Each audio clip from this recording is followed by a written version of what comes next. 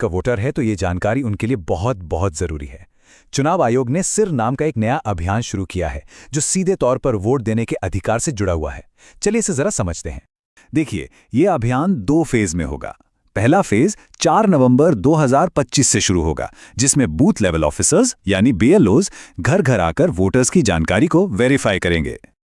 अब इस पूरी प्रक्रिया का जो आधार है वो बहुत सरल है। 2025 की जो वोटर लिस्ट है उसकी तुलना सीधे सीधे साल 2002 की लिस्ट से की जाएगी और इसी तुलना के आधार पर हर वोटर को ए से लेकर एफ तक 6 अलग अलग कैटेगरीज में बांटा जाएगा। मतलब 2002 की वो लिस्ट ही एक तरह से सब कुछ तय करने वाली है। तो सवाल ये उठता है कि किसी को कौन सी कैटेगरी मिलेगी। इसके लिए 2 मुख्य चीजें देखी जाएंगी। पहली, वोटर की उम्र, और दूसरी, 2002 की वोटर लिस्ट में उनके परिवार का नाम है या नहीं। ठीक है, तो सबसे पहले ग्रुप को देखते हैं। ये वो लोग हैं जिनकी उम्र 38 साल या उससे ज्यादा है, यानी जिनका जन्म 1 जुलाई 1987 को या उससे पहले हुआ है। अगर उनका नाम 2002 की लिस्ट में मिल जाता है तो उन्हें रखा जाएगा कैटेगरी ए में, और अगर नाम नहीं मिलता तो उन्हें डाल दिया जाएगा कैटेगरी बी में। एकदम सीधा सा हिसाब है। अच्छा, अब आते हैं दूसरे एज ग्रुप पर। यह है 22 से 38 साल के वोटर्स, जिनका जन्म 2 जुलाई 1987 से 2 दिसंबर 2004 के बीच हुआ है। अगर इनके माता या पिता दोनों में से किसी एक का भी नाम 2002 की सूची में है तो उन्हें मिलेगी कैटेगरी सी। लेकिन अगर माता पिता दोनों में से किसी का भी नाम उस लिस्ट में नहीं है तो फिर उन्हें कैटेगरी डी में रखा जाएगा।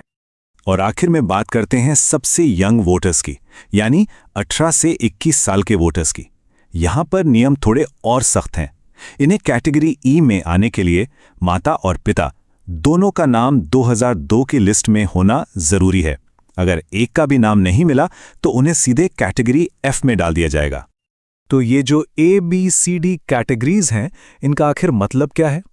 इसका जवाब मिलता है हमें दूसरे फेज में।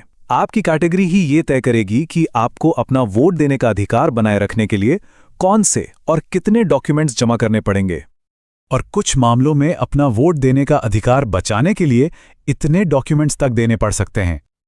चलिए इस टेबल को जरा ध्यान से समझते हैं। अगर कोई कैटेगरी ए में है तो बहुत बढ़िया, उन्हें कोई प्रूफ नहीं देना होगा। बी, सी और ई कैटेगरी के लोगों को सिर्फ अपना एक प्रूफ देना होगा। लेकिन कैटेगरी डी वालों को अपना और अपने माता या पिता में से किसी एक का यानी कुल 2 प्रूफ देने होंगे। और सबसे ज्यादा कैटेगरी एफ वालों को अपना और अपने माता पिता दोनों का मतलब कुल 3 प्रूफ पेश करने होंगे। और सबसे जरूरी बात, अगर ये प्रूफ नहीं दिए जा सके तो मतदाता सूची से नाम हटने का पूरा खतरा है। तो अब सबसे बड़ा सवाल, आखिर किया क्या जाए? घबराने की जरूरत बिल्कुल नहीं है। कुछ बहुत आसान कदम हैं जो अभी से उठाए जा सकते हैं ताकि आगे चलकर कोई भी परेशानी ना हो। तो सवाल यह है कि पहले फेज की तैयारी के लिए हम अभी से राइट नाउ क्या कर सकते हैं? देखिए, हमारा लक्ष्य होना चाहिए कि हम सबसे आसान कैटेगरीज ए, सी और ई में आ जाएं। इसके लिए क्या करना होगा? जिनकी उम्र 41 साल से ज्यादा है वो 2002 की लिस्ट से अपना नाम, भाग संख्या और क्रम संख्या ढूंढकर अपने बीएलओ को दे दें। जो 21 से 38 साल के हैं वो अपने माता या पिता में से किसी एक की 2002 की लिस्ट की जानकारी अपने बीएलओ को दे दें। और जो 18 से 21 साल की युवा वोटर हैं वो अपने माता और पिता दोनों की 2002 की जानकारी निकालकर अपने बीएलओ को दे दें। एक बात याद रखिए, अभी से ये थोड़ी सी मेहनत करने का फायदा बहुत बड़ा है। जब पहले फेज में बीएलओ वेरिफिकेशन के लिए आएंगे ना, तो उनके लिए आपको ए, सी या ई जैसी आसान कैटेगरी में डालना बहुत सिंपल हो जाएगा और आप भविष्य की बड़ी मुश्किलों से बच जाएंगे। आखिर में ये सारी मेहनत सिर्फ किसी दस्तावेज के लिए नहीं है।